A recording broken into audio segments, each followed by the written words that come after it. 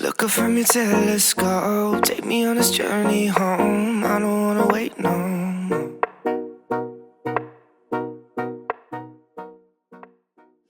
All right, y'all, we are back up in this thing with episode 11 of season 3 of All American, titled The Bigger Picture. And it wasn't as sporadic or kind of like fast, slow, and a little bit all over the place like episode 10, but there was definitely quite a bit of varying energy. Let's get into it. So the episode literally starts where it ends. Olivia is recording the latest episode of her podcast, Live the Truth.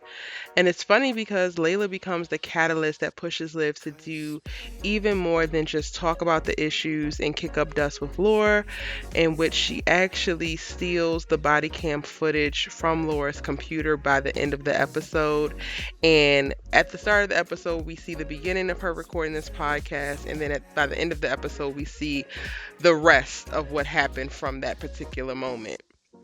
And that is honestly the biggest part or the most impactful thing that happens in this episode, I think. Olivia making the decision to steal this body cam footage from Laura after multiple pleas for her to release the footage on her own or to potentially speak out about it, and Laura chooses not to in both cases, and Liv decides to be courageous like Layla talks about when she hands her back her Wonder Woman pen and takes matters into her own hands, and that's where we are by the end of the episode.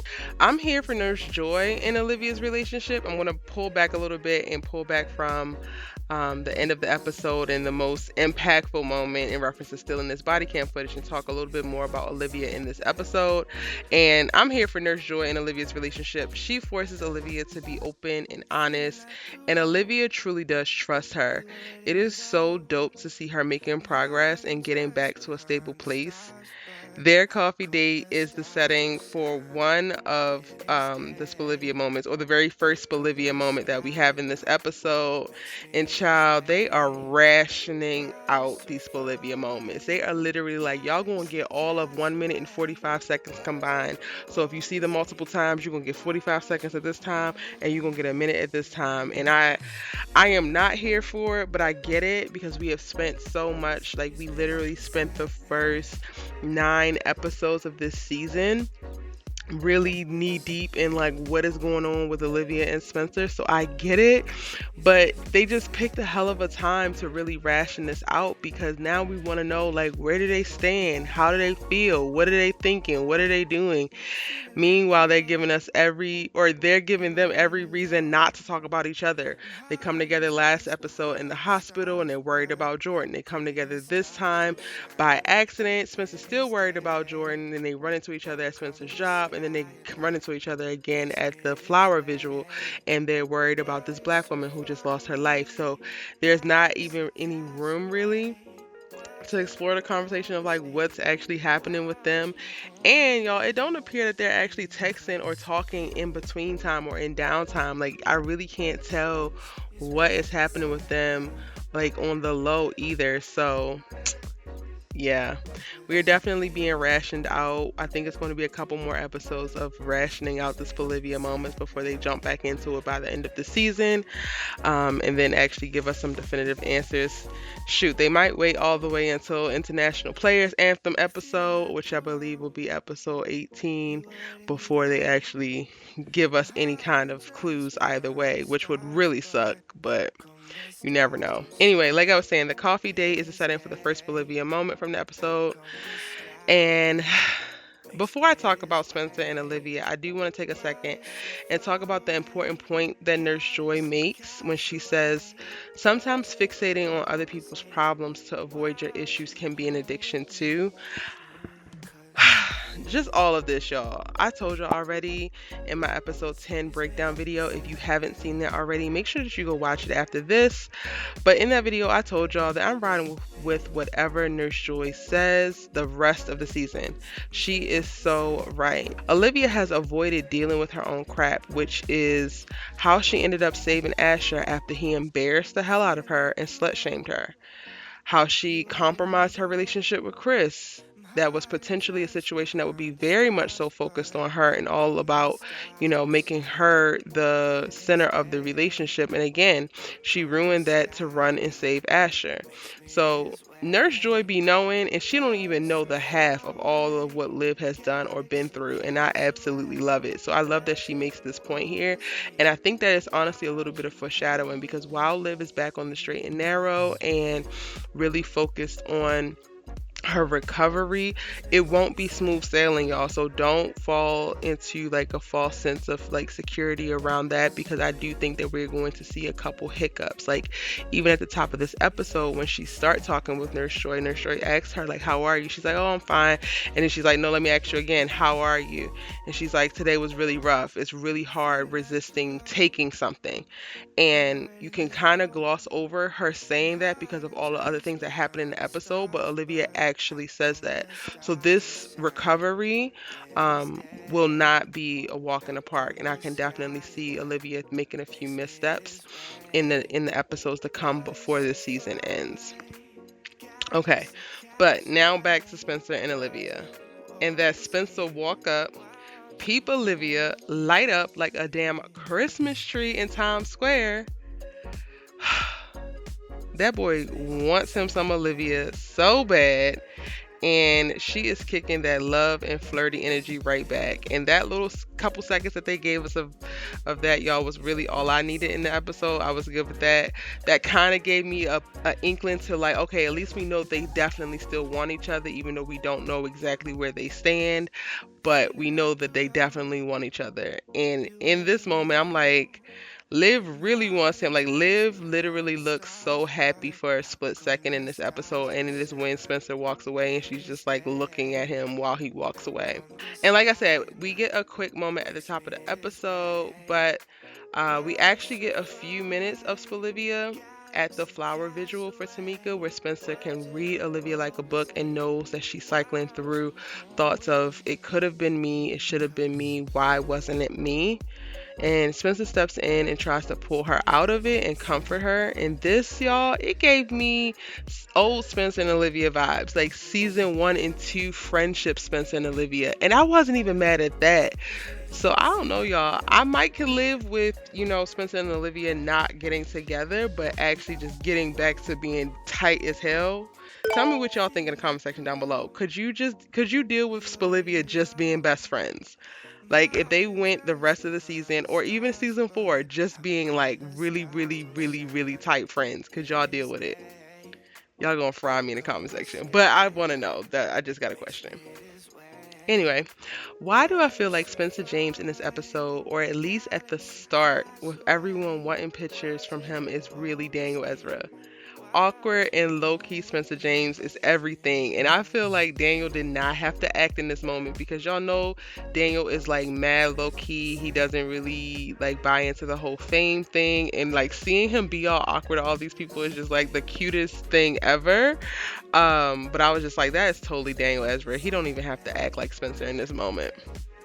Anyway, I'm here for Spencer's new friendships with Jabari and Nani. Like, the moment when they're in the house and Spencer's talking about needing to get recruited and all of that, and seeing new people be there for Spencer and like be able to pour into him, I felt really great about, because he doesn't have Coop, he doesn't have Layla, and Olivia has to kind of focus on herself, so they're keeping their distance from each other. And I'm just like, dang, like all Spencer gonna have is Grace. But no, Spencer's a dope dude, a dope friend, and he has new teammates, and they are showing up for him in ways that everyone else used to show up for him. So I'm so happy to see this. And that was like definitely a delightful little surprise that we had in store for us. But talking about Spencer's storyline in this episode, Romello, whoever in the hell, Raggedy, I don't know what his last name is. I don't care what his last name is, but him wanting to recruit Spencer and market him as bad boy Spencer James, sir, what the hell is wrong with you? Not our good guy Spencer James. This really must be a male like football and basketball thing, because my recruiting process was not like this.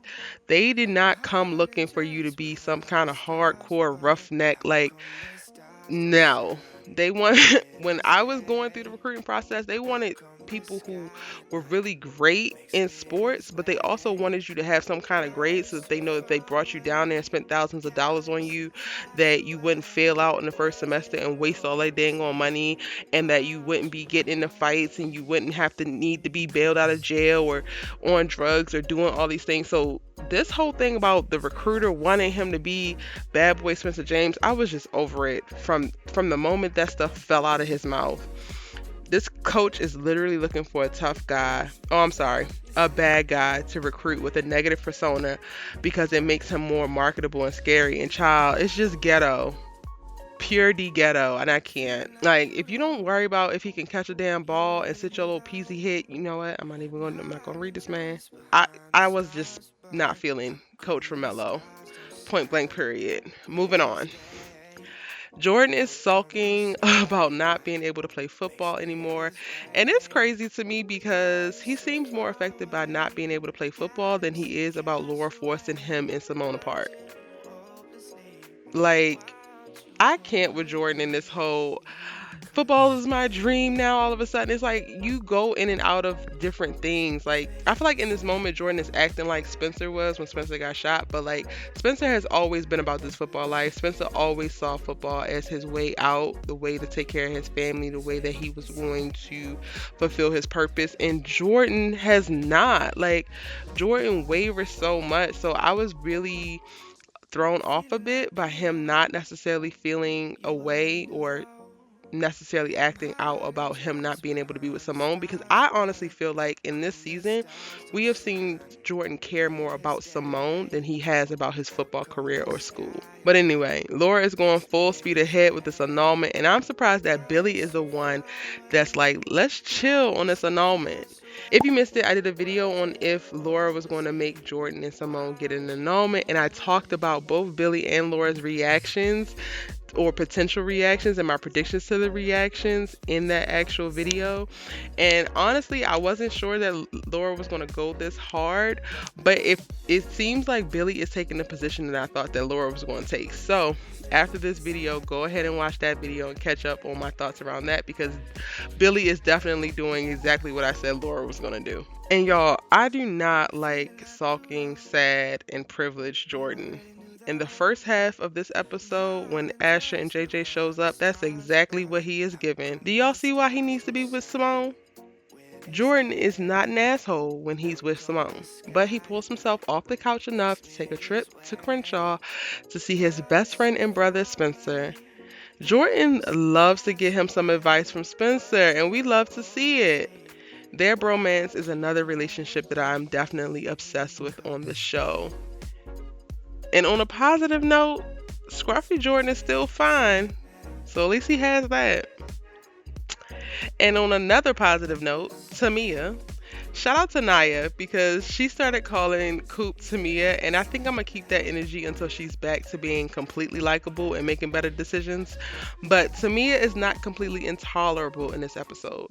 She gives a bomb speech / poem and actually realizes that no matter how mad she is at Spencer, that the love hasn't gone anywhere. And she also realizes that it's whack AF to act like it has, and that pushes her to show up for Spencer even from a distance. You see, Tamia, that's all I was looking for. You don't have to be best friends, but you also don't have to be goofy acting like Spencer ain't and ain't never gonna be or never was. I'm gonna save my thoughts about Tamia and Layla's Spencer free zone for another video. Tamia, you were tolerable in this episode, and thank you for your love letter to Black women. We need it, we deserve it, and every real Black girl that has a similar story to the fictitious Tamika deserves it as well. They should be here. They should have been protected. They deserve justice. We need more Dillon, way more Dillon James. His new friendship with Jasmine is what ushers in a new bond with Grace and Carter. And child, it took a cute, charismatic, potentially new girlfriend for Dillon to get me to see Principal Asshole like a real person. In this episode, Carter is a doting dad who is in over his head as a single father, trying to do the best he can, and his vulnerability and honesty is what gets Grace in this episode. And I get it.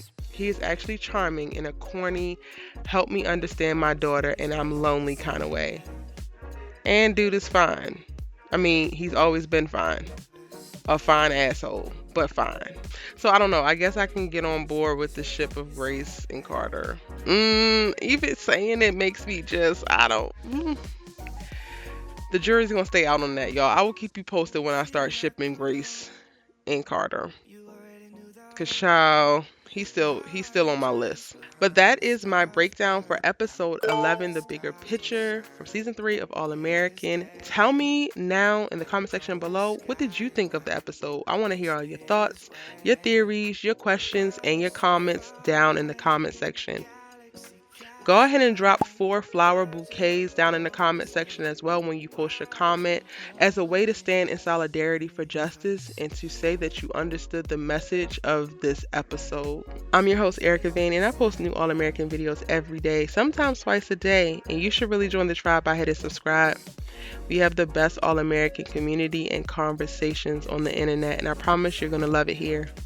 You made it to the end of the video, so go on ahead and click that like button and help your good sis out. Help my channel grow. Help me recruit other amazing subbies like yourself by sharing my videos on Twitter or Instagram, even sharing them on YouTube.